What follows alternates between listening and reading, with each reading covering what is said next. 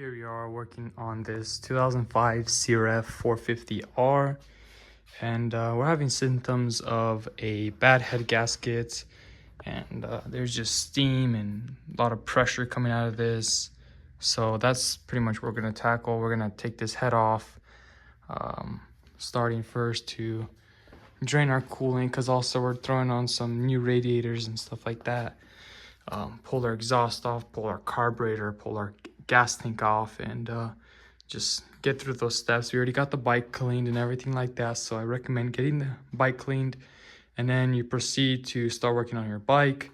And yeah, we're gonna get our workbench cleaned up and get the tools that we need to start working on it. And we're gonna begin to drain the coolant, pull the cap off from the radiator, and then we have our 10 mil on our ratchet. Make that loose.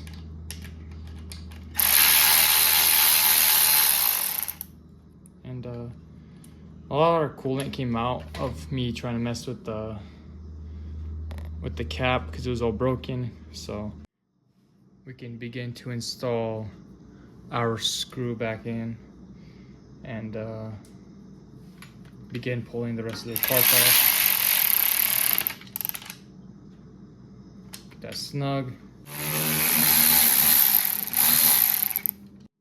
So right now I just took out the fuel line hose. Don't disconnect from here or else it would just splash, because there's no on and off. So all the fuel that's in the tank will literally spill out. So make sure you undo this bolt, put it back in so you don't lose it. Make sure your fuel's off. So let's do that really quick. And then we can just begin to pull this off. Some fuel will come out because whatever's still in the line. But as we have our gas tank off, before we take the valve cover off, let's pull the spark plug boot off. So that's good. Pull it to the side. Then we have this, which I just put it on top of this nut so it doesn't just fall all the way down. Pull that off. And break them loose first.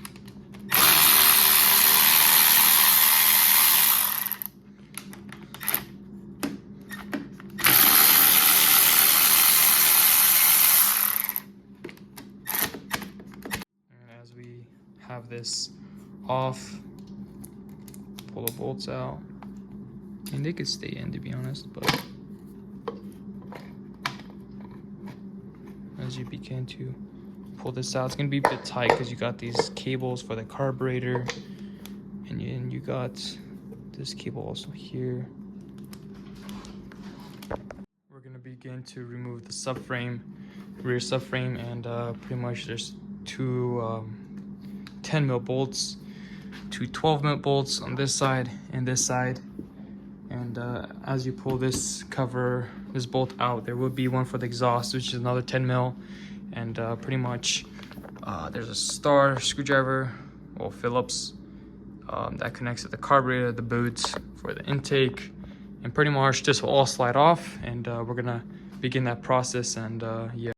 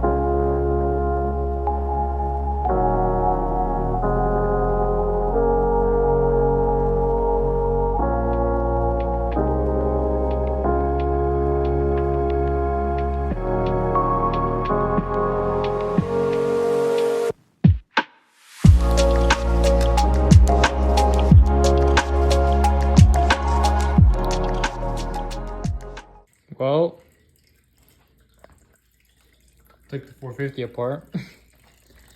Draining it, it's absolute mess. Going through everyone over the stand.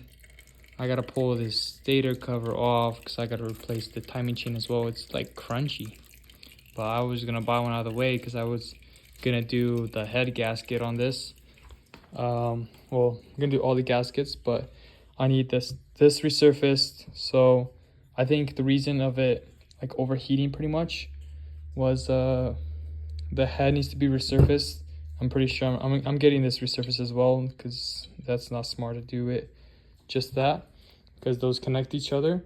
So we're gonna get that resurfaced and get all our new parts, new radiators on once they come in the mail, and yeah, put this thing back together in a couple days probably. But yes sir.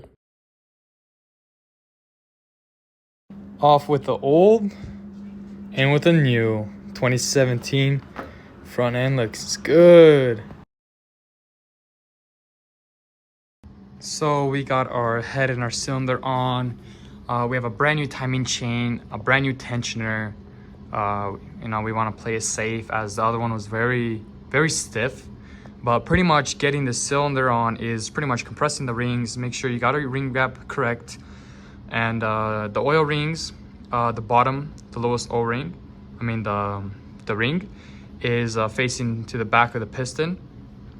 And then your top oil ring between the scrunchy one is going to be facing front, and your top compression ring will be facing to the back of the piston.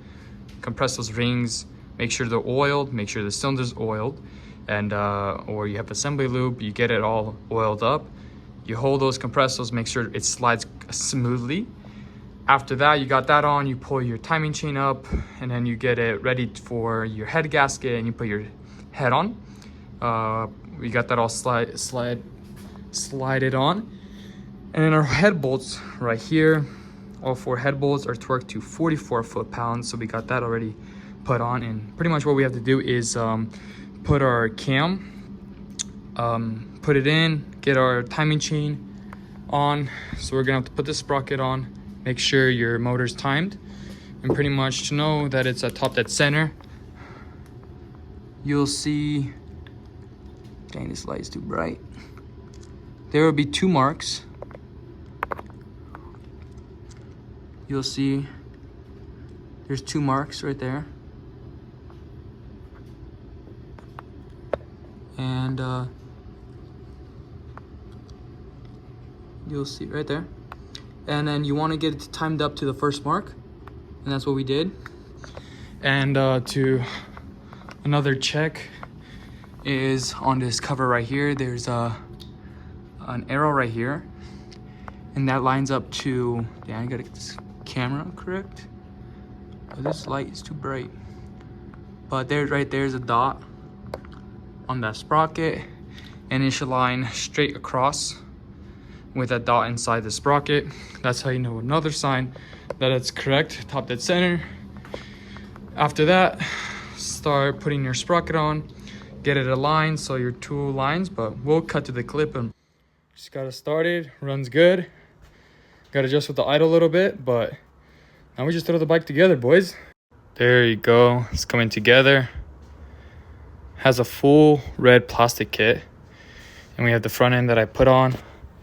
We're definitely gonna have to pull these off as well because those look ugly, but throw on some grips.